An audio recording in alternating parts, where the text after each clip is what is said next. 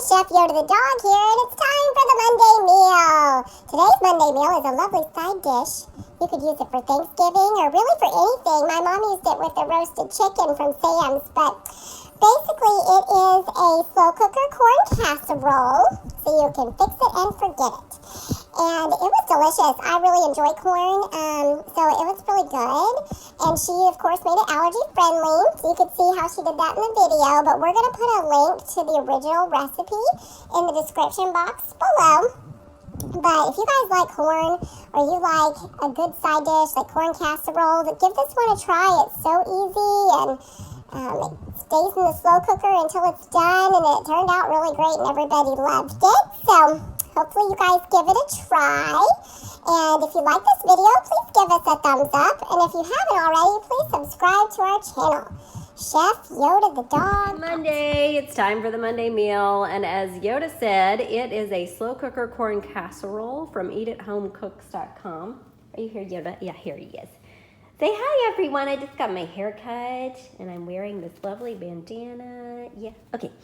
Anyway, so here is what it looks like before we put the lid on it. We're using the slow cooker function of the Instapot, and it's for 3 to 4 hours on high, so more is high in the Instapot slow cooker. And of course, when you put the lid on, make sure that it says venting. You want it to be venting. Do not pressure cook.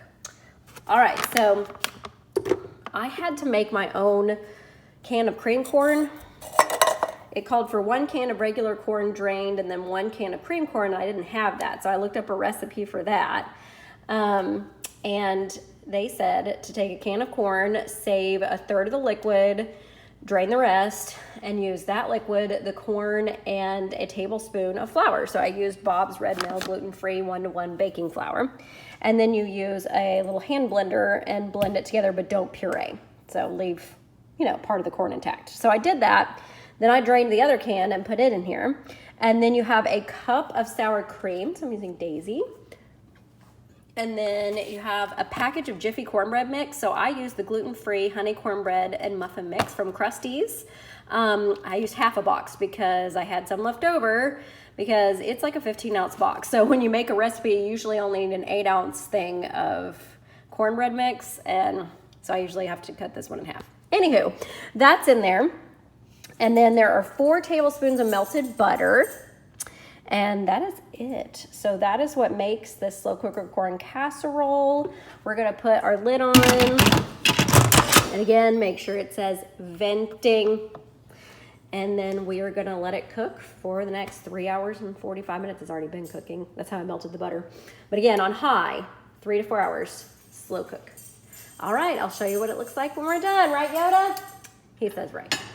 All right, it's been 3 hours in the slow cooker, and oops, sorry for the fog. It's done, our corn casserole. Nummy, nummy. Look at the recipe, check it out. Have a great Monday. Bye.